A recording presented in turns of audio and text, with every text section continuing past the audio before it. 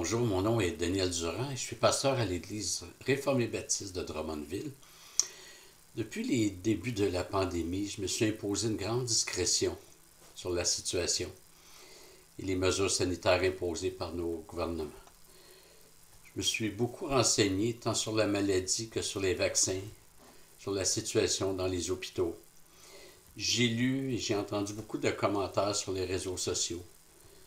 J'ai aussi discuté avec des pasteurs dont certains pensent sensiblement comme moi et d'autres qui pensent nettement différemment de moi.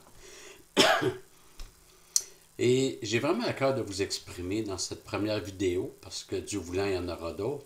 J'ai vraiment à cœur de vous exprimer quelques réflexions.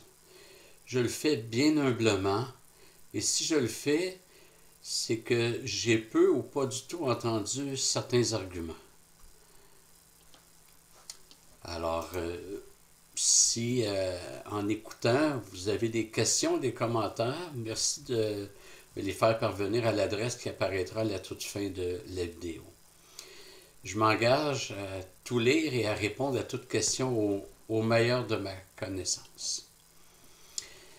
Nous constatons tous une très forte radicalisation, une polarisation de la société et l'Église chrétienne n'est vraiment pas épargnée.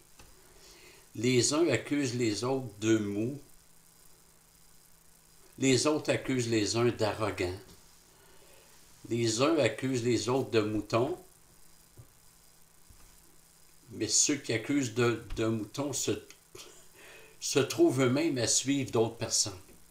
Bref, chacun plaide que la vertu est de son côté et le vice de l'autre côté. Je ne suis pas un constitutionnaliste pour bien interpréter la Constitution canadienne. Je ne suis pas un actuaire pour bien interpréter les données sur les hospitalisations, les décès, etc. Je ne suis pas un médecin pour fournir une opinion crédible sur la maladie et la vaccination. Je suis un pasteur qui a étudié en théologie. Par conséquent, toutes mes réflexions portent ce souci des Écritures. Et si je fais cette série de vidéos, c'est parce que je constate que très peu s'appuient réellement sur les Écritures. Au mieux, on les cite, parfois, mais souvent hors contexte. Je ne dis pas que c'est tout le monde, je ne dis pas que c'est tous les pasteurs. J'ai d'excellents amis qui sont pasteurs et qui font des vidéos. Mais ce que je lis sur Internet, je remarque que souvent, on laisse de côté beaucoup de passages qui feraient peut-être pencher la balance de l'autre côté. Et j'espère, je prie que chacun d'entre nous puisse faire la pause et examiner d'abord ses propres voies. Je tiens à vous dire que depuis le début de la pandémie, j'ai lu beaucoup de commentaires sur Facebook et j'ai constaté qu'il y avait beaucoup de désinformation.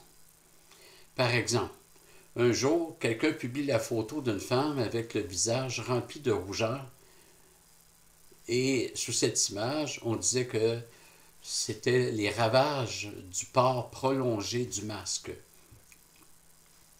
Alors, j'ai cliqué, puis si ça vous dit, vous essayerez ça, c'est très facile. J'ai cliqué sur la photo avec le bouton droit de la souris, puis j'ai cliqué sur « Rechercher une image avec Google ». Et ce que Google fait, c'est qu'il prend cette image-là et il va nous dire où on peut la voir ailleurs sur Internet. Je découvre que cette photo, qu'on voulait faire passer pour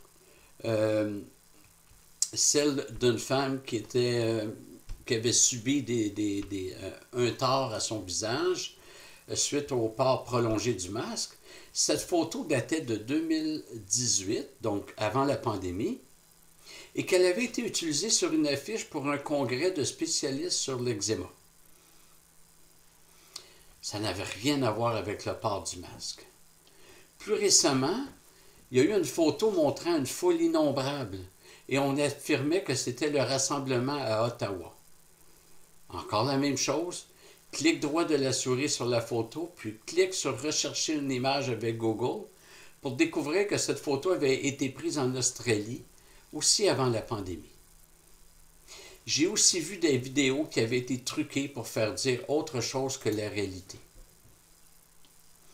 Et quand je vous parle que, il me semble qu'on se radicalise dans la société, dans les églises, on en vient à un niveau où souvent, quand un propos ou une image va du côté qu'on appuie, on va le publier sans vérifier. Et je vais revenir éventuellement sur ça parce que ça pose un problème éthique. Alors, je constate que plusieurs personnes publient sans vérifier et d'autres republient ce qui a été publié et ceux qui republient aussi ne vérifient pas. Il me semble que nous, chrétiens, devrions être davantage sur nos gardes. Le chrétien est celui qui a reçu l'amour de la vérité et le chrétien est quelqu'un qui ne veut pas répandre le mensonge. Même si c'est pour servir une cause qu'il a à cœur, le mensonge ne conduit jamais à la vérité. Ceux qui me connaissent savent que mon seul souci est de savoir ce que Dieu dit dans sa parole. Alors nous allons examiner certains textes qui sont pertinents sur la situation actuelle. Et si à la fin de cette série, vous pensez que j'aurais dû aborder d'autres textes, écoutez, vous m'écrivez, puis ça va me faire plaisir de regarder cela. Donc, on va parcourir certains textes bibliques pour en faire ressortir les applications pertinentes. J'ai décidé de faire des vidéos qui ne seraient pas trop longues, mais plutôt en faire plusieurs. Et aujourd'hui, on va regarder Lévitique 13, qui nous parle de contagion et de mesures sanitaires. Je sais que déjà, il y en a peut-être qui disent « Oui, mais il y a des objections pour utiliser ce texte-là. » J'ai entendu ces arguments-là, en tout cas ceux que j'ai entendus, je vais répondre plus loin. Alors, c'est à peu près le seul chapitre, avec le chapitre 14, là, Lévitique 13 et 14, mais 13 va suffire pour nous pour aujourd'hui. Si vous le désirez, vous pouvez mettre la vidéo à pause pour prendre le temps de lire ces deux chapitres-là, mais les versets sur lesquels on va s'arrêter vont apparaître dans la vidéo. Dans ce chapitre, il y a certaines informations qui me semblent intéressantes. Le texte expose la situation de personnes qui seraient possiblement contagieuses. C'est la question des lèpres, mais ce n'était pas nécessairement directement la lèpre. C'était des maladies de peau. C'est plutôt un générique pour parler de maladies de peau.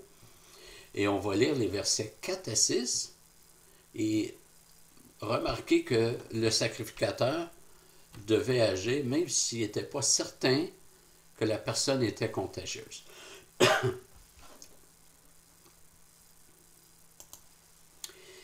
S'il y a sur la peau une tache blanche qui ne paraisse pas plus profonde que la peau et que le poil ne soit pas devenu blanc, le sacrificateur enfermera pendant 7 jours celui qui a la plaie.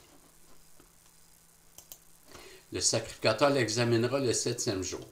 Si la plaie lui paraît ne pas avoir fait de progrès et ne pas s'être étendue sur la peau, le sacrificateur l'enfermera une seconde fois pendant 7 jours. Le sacrificateur l'examinera une seconde fois le 7e jour. Si la plaie est devenue pâle et ne s'est pas étendue sur la peau, le sacrificateur déclarera cet homme pur. C'est une dartre, il nettoiera ses vêtements et il sera pur. Le texte évoque clairement la possibilité que la tache blanche ne soit pas problématique. Mais juste au cas où elle le serait, la personne devait être confinée durant 14 jours. Malgré cette incertitude sur la contagiosité de la personne, celle-ci devait être confinée à la maison. Et là arrivent les arguments que j'ai entendus sur ce texte-là, qui ne sont pas dénués de sens. Alors, il y a quelqu'un qui m'a dit que c'était aux sacrificateurs d'appliquer cette loi et non aux autorités civiles. Selon cet argument, sous la Nouvelle Alliance, ce serait aux pasteurs à appliquer cette loi. Et c'est vrai que dans beaucoup des fonctions des sacrificateurs, dans le Nouveau Testament, c'est transposé aux pasteurs. Alors voici ce que je réponds à cet argument. C'est que les responsabilités que l'on voit aux sacrificateurs ne se transposent pas entièrement sur les pasteurs. Le verset 4 qu'on a lu nous montre que le sacrificateur avait un pouvoir de coercition, c'est-à-dire qu'il avait l'autorité de forcer une personne à être confinée. Et je ne crois pas que ce pouvoir soit transposé aux pasteurs, mais aux autorités civiles. Par conséquent, je crois que le gouvernement civil a la légitimité biblique de prendre les mesures nécessaires pour empêcher une contagion. En Israël, et c'est là où il y a des différences d'opinion, parce que ce n'est pas facile à transposer, l'autorité civile et l'autorité spirituelle collaboraient étroitement. Ils avaient la même loi, alors ça aidait à s'entendre. Aujourd'hui, le gouvernement civil a des lois des hommes, bien que plusieurs sont bénéficiaires de l'héritage judéo-chrétien, mais ce n'est pas les mêmes lois. Alors, on n'a pas cette cohabitation du gouvernement civil et de l'autorité spirituelle dans nos pays occidentaux. Mais je ne crois pas que la solution soit de laisser les choses aller sous prétexte que les responsabilités ne sont pas clairement définies dans la Nouvelle Alliance. Ce chapitre répond à l'argument voulant que si nous obéissons aux mesures sanitaires, nous nous trouvons à désobéir au Seigneur. Et on verra éventuellement Romains 13 dans une autre vidéo, puis je vais revenir aussi sur ça. Mais pour l'instant, on voit que l'Israélite qui était confiné dans sa maison ne pouvait pas plaider son droit personnel. Il ne pouvait pas dire « j'ai un devoir religieux à remplir d'aller au temple pour célébrer la Pâque, la Pentecôte », parce que la loi le demandait. Le devoir religieux n'était pas absolu, au sens où il y avait des clauses dérogatoires. C'est la même chose lorsque les hommes devaient défendre le pays qui était attaqué par une nation ennemie. Les hommes étaient obligés d'aller au front et personne ne pouvait plaider le devoir religieux pour se soustraire à l'ordre du roi. Et je vous dis ça, et je suis quelqu'un qui a une conviction sur le devoir religieux, mais j'ai aussi une conviction sur le devoir civil. Donc, c'est important de comprendre ce point. Une consigne biblique n'est jamais seule. Il y a d'autres consignes et parfois on peut déroger à une consigne dans certaines circonstances. Et on va regarder aussi éventuellement un autre principe qui est la séparation de l'État et de l'Église. Encore une fois, on va voir que ces principes-là ne sont pas absolus.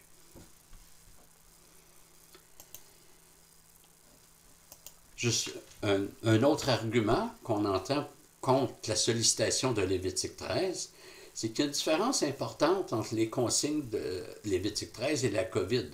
Dans Lévitique 13, les personnes confinées avaient des symptômes. Mais d'abord, ce n'était pas des symptômes de la maladie, c'était des symptômes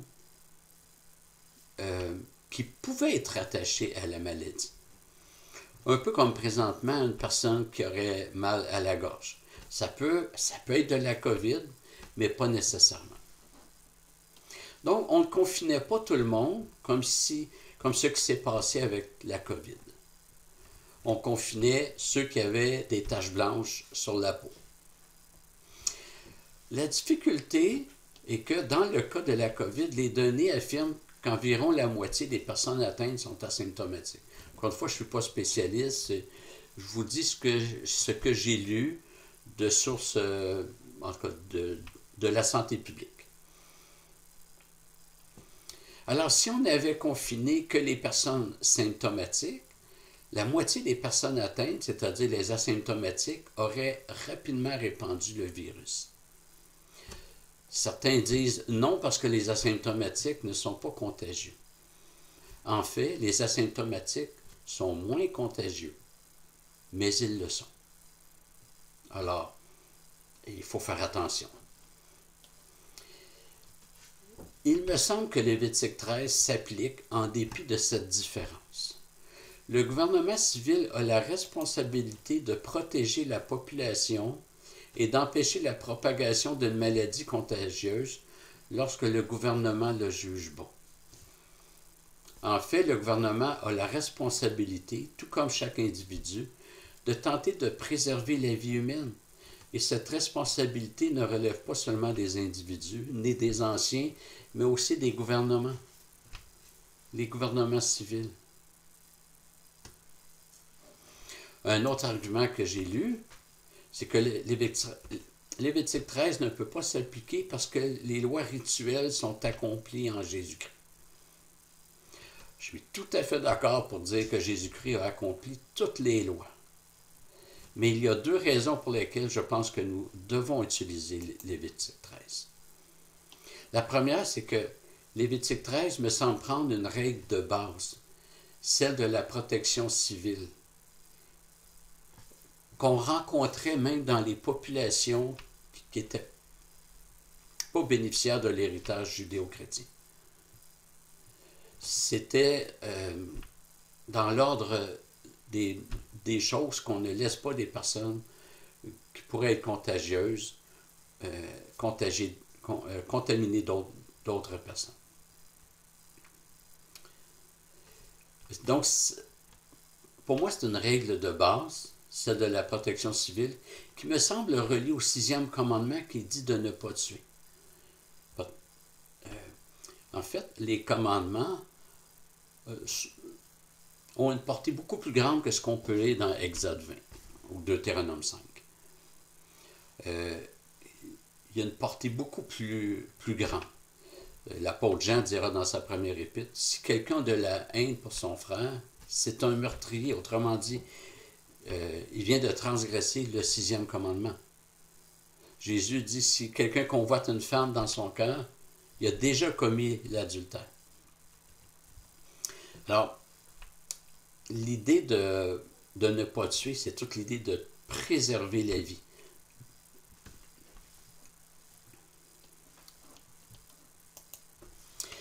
Le deuxième argument pour dire que Lévitique 13 devrait s'appliquer, c'est que la très grande majorité des anciens dans les églises évangéliques demanderaient à quelqu'un qui est clairement contagieux de s'abstenir des réunions d'église. Mais sur quelle base le ferait-il? Si ce n'est pas sur la base de Lévitique 13. Sur quelle base est-ce que des anciens peuvent dire à quelqu'un qui a des symptômes de la COVID, écoutez, on vous demande de ne pas vous présenter à l'Église. Pour ma part, je trouverais très irresponsable que des anciens acceptent que des personnes souffrant de gastro-entérite viennent aux réunions d'Église et risquent d'en contaminer d'autres sous prétexte que Lévitique 13 est accompli par Jésus-Christ. En fait, toute la loi est accomplie par Jésus-Christ et pourtant nous disons encore que nous ne devons pas voler, ni commettre l'adultère, ni parler aux morts. Alors, le fait que Jésus a accompli toute la loi ne supprime pas la pertinence de la loi dans nos vies.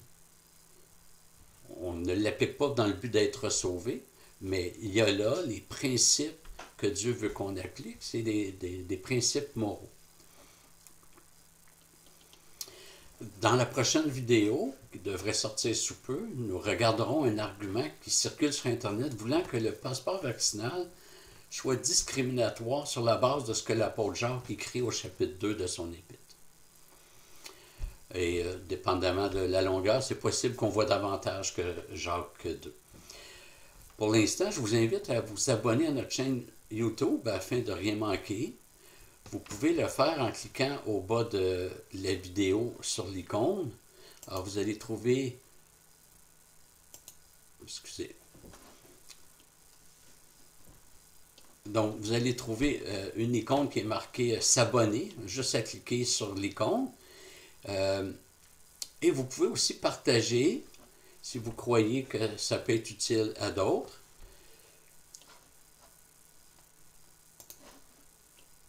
Et si vous avez des questions, des objections, ou si vous aimeriez que certains textes soient abordés, vous avez juste à m'écrire et ça va me faire plaisir d'y répondre. Je ne m'engage pas à exposer tous les arguments dans une vidéo. Il y a des fois, ça peut être par écrit que je le fasse directement à la personne si je constate que ce n'est pas d'intérêt général. Mais je m'engage quand même à répondre à tout ce que vous m'enverrez. Alors, je vous remercie de votre attention et surtout de votre désir de tout examiner à la lumière des Écritures. Que le Seigneur vous bénisse.